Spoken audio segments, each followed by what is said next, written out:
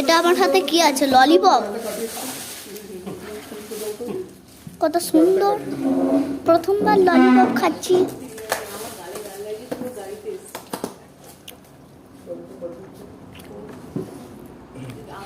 আমি আবার দুটো আলাদা আলাদা প্যাকেট নিয়েছি। আমার বাড়িতে ছিল। আটা প্লেট দে, বড় প্লেট।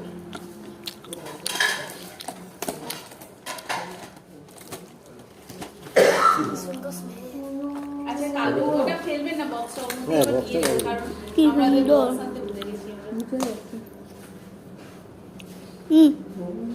ওগুলো ছড়িয়ে রাখো। নাও।